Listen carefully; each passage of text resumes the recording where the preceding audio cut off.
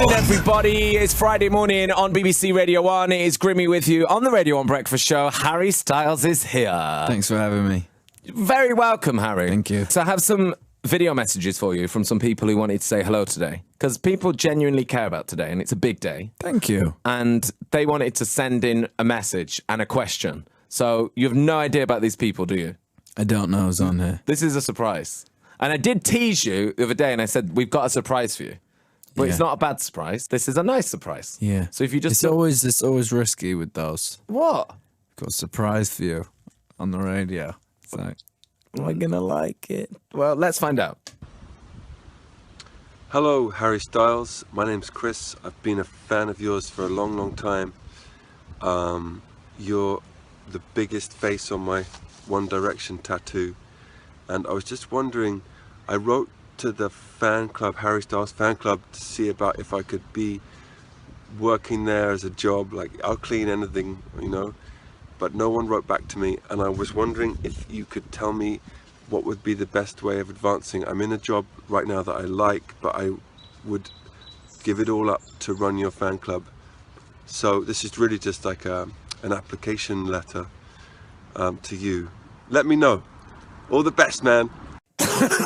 There we go, Christopher Martin there, with a question to run the fan club. I would say that he has to focus on what he'd like to do at the fan club. Okay. He said he'd clean everything. I think Anything? It makes him look like he's kind of not focused. Right. I think he needs to say, I want to do this job, and I think I can do it. But yeah. Yes, Chris Martin. Yes, Chris. Yes. You can do that. I feel like... I like all the trees. I know. Where do you think he is? Like in, I don't know. I feel like where do you go? I feel like it stinks of Malibu. Do you know what I mean? Little ocean breeze. Yeah. Nice. I think he's just had a nice juice, do that video, and then he's off to... He's done some yoga. He's off to yoga, yeah. On some rocks. In a baggy trouser. Ooh. Yeah. You know, Chris Martin was the first person who I asked who replied. So very do punctual. this? Yeah. That's nice. Replied straight away. No correspondence. He's lovely, isn't he? Just the thing. So if you do actually want someone to work with you in business from the world of music, it could be Chris. Have you had a chat with Chris Martin? Because I've heard that he gives people the chat now. You know, Bono used to give the chat. Like, Oh. I'll tell you how to do a stadium. Like Bono, and I've heard now Chris Martin has taken on that baton. He's good at, like, telling you to take care of yourself type Right. thing. Like what? You know what I mean? Like, I don't know, I think he's just very, like, make sure you're all right. Yeah. He's very zen, isn't he? Very zen. I remember I had Nice. to introduce him on stage at a festival, and he was headlining. It was a big weekend in Glasgow, and I said, "What do you want me to say?" And he like took me by the shoulders and was like, "You just say whatever you want to say, and I think it will be so great. Whatever comes out your mouth is going to be fantastic, and you know, you just be you, man." And I was like, "Wow, Yeah. Chris Martin, I think he's a pretty wonderful man. he is, isn't Yeah. he?" I think so. I love him. Anyway, next person.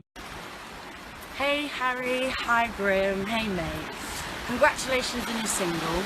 The best memory I have of you is when you and Grim came to see me at GAY and you ended up trashing my whole dressing room. So cheers for that. My question for you is, if you could be a superhero, which one would you be? Mwah! Sorry about the quality. I'm on the beach!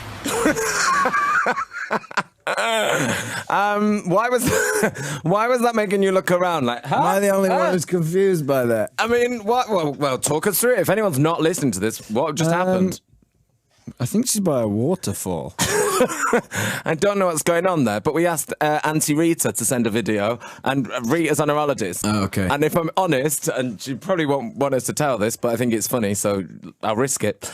I said, will you do this video for Harry? She said, yeah, of course I will. What should I say? I said, just ask him a question, maybe like tell a little story about him. She went, can I wait till I'm in a Maldives so I'm in a bikini and everyone fancies me? Yeah? I said, get that marketing, babe. Get it. So that's why she waited. Okay. Yeah. So yeah, do you remember that when we went to see her? Yeah, I do. When we went to that show. Yeah. I think you tried to put on her stage outfit. Yeah. Which was, I don't remember, it was like chaps or something. It was something very It Rita. was something very Rita. Yeah. Weirdly, they didn't fit. Baggy on me.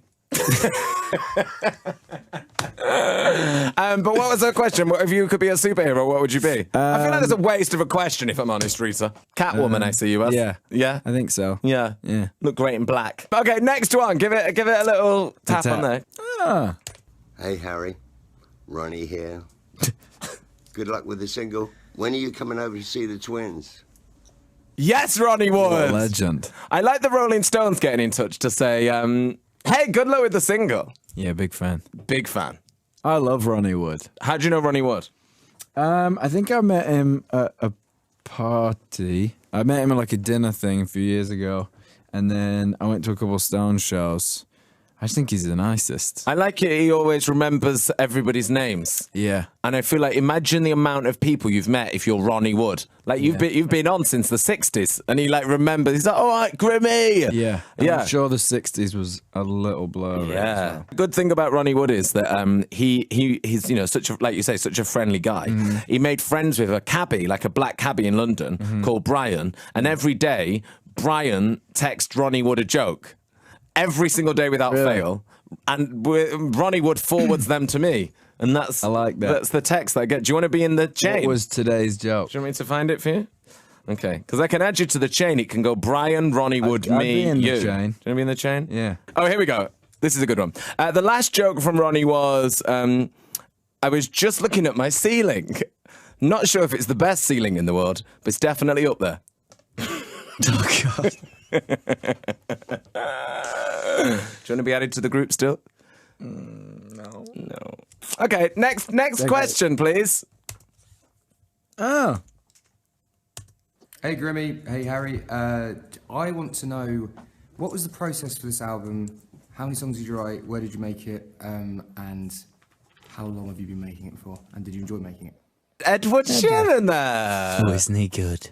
Oh, it's good. He's doing ever so well. I started the album I had to stop in the middle of the year for when the movie happened. So I did like 3 weeks at the end of February last year, and then stopped for about 5 months, and then came back to it in July, and then kind of did it until kind of nowish. I finished writing in like December. And did you, when you were doing the movie, were you just completely away from it? You were like not even thinking about it? Did you have time to think which about actually I think was good. It's probably quite for good, me. yeah. Yeah, I think, one, because I think for a while before, all I'd thought about was like stressing about, you know, what it was going to be and everything. And it gave me a chance to kind of completely step away from it and have a real break. And then also by the end of the movie, because we were swimming so much, I was like, oh, can I just go and write some songs in the studio? On land. Quite excited for that. How often were you swimming in it? Because we did see all those pictures of you in the sea looking all Quite a like... lot. Quite a lot. Yeah. Yeah. I think, how many did we write? Wrote, maybe like 70, I think. 7-0? We did 50 in Jamaica, I think. 50? Yeah. Not 15? 50. Why do people like, do songs this? and ideas. It's a lot. But not, most of it, that's including like little ideas. Right, I'd say okay. full songs, maybe 6. 30. Yeah. I'd say there's 30 probably. 30 good songs. I think so. And then 'Cause they're one of the songs on the album I wrote a few years ago. And they're all finished and like done. And then how do you go about like deciding what goes on? Do you just be like, I've got this, or do you sort of test them out on people? I think you can do that, and you do that obviously to a degree. But I think if you start asking too many people, it gets away from like what you like. So I think kind of when it came to the end of it, I had to be like, all right, which songs do I want it to be? Did you ask Ed And ever? then- Yeah, I played him a couple of songs. Yeah, but I hadn't seen him for a bit because I was away. So I played him a couple of songs after the album was finished. Right. He didn't say, oh, don't like these. You're like, too late now. It's pretty. He liked one that wasn't on there. Oh, no. But, so I was like, B-side. I had a little minute of like, Yeah. no, but Yeah, next, save it for later. Yeah. EP. Yeah. EP of summer. Is it terrifying as a male solo artist to know that Ed Sheeran is alive and well? I just think he's really good. He's He's just killing one of it. the most talented dudes I know. Did you message him when it was like the entire top 10 was Ed Sheeran? Because I had to message him going, I said, this is hilarious, which I don't know if he didn't respond to. But I mean, it's so mad. It's unheard of, that sort of thing. He's really good at writing songs. I mean, he really, really is. He really is. Currently 500 songs in the top 40. He also writes so many for like everyone else. I So when know. he came, I'd see him and I'd be like, do you want to hear my first single? And he'd be like, yeah.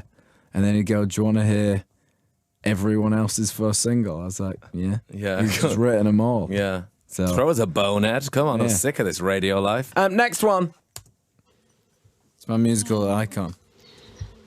I know you're involved in every aspect of your songs, from writing and producing to the mixing and the mastering.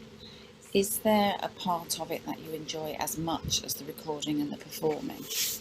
And also, you have a very eclectic taste in music that you listen to.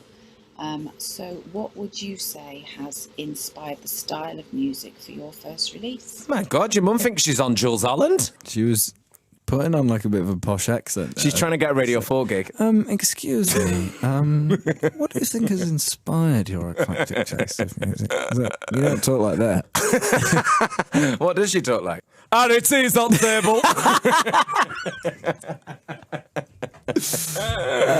I don't even remember what the question was. I was too distracted. She wanted to ask something technical because she thought it would throw you. I think I like the writing part the most, and what inspired it. I don't know really. I think it's hard to not have influences from like what you grew up listening on. I think that's kind of.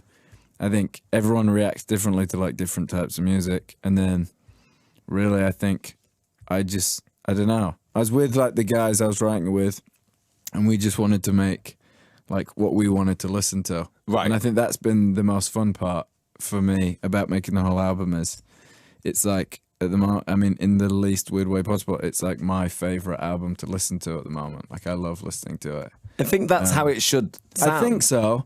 I think like if you put out something that you don't like stand behind and really love, then if it doesn't go well, then you could regret not doing what you wanted to do. Whereas, you know, if nothing happens with it, I love it. So I think that's kind of what you should do. Yeah. But I think that's been my favorite part of the overall thing is kind of listening to the album and making all the changes, and it's been fun to kind of like watch over it all. And I think people sense that, you know, like people know if you like the record. Or I know, like if I hear an album, I'm always like, or like Florence, I feel like really is a Florence fan. Right. Or like Rihanna, I guarantee listens to Rihanna music on her holidays. Right. Do you know what I mean? Like I believe that they're committed and not into themselves in a big-headed way, but they're a fan of themselves. And I think you've got to be. Yeah, I think you have to write. I think the thing is like, I think a lot of people, especially at labels and stuff, they like separate it, and they think because they work in music, it's like a broader understanding of music than people who listen.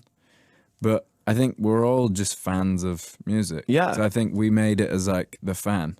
Yeah. It was, you know, what do I want to listen to, and tried to write that. So, I mean, I hope we did it a good job, but I really like the album, so I hope people like it. Did you know your mum had sent that video, by the way? I didn't. No. Do you like your mum and I converse? It's like they're so worst. So there we go. Questions from Thanks the floor. for doing that. You're welcome. It was really annoying, That was actually. nice, yeah. Oh, sorry. But I wanted to do it for you. I appreciate it. But it was quite like, oh, God. Ed Sheeran was like, I'm on a plane. Can you contact me later? I was like, God, it's really hard getting over the four most famous people in the world. Chris Martin, Rita Ora, and Twist, Ronnie Wood, and Ed Sheeran. Thank you for your questions. Thank you for those. Great questions. Lovely people. Thank you, guys.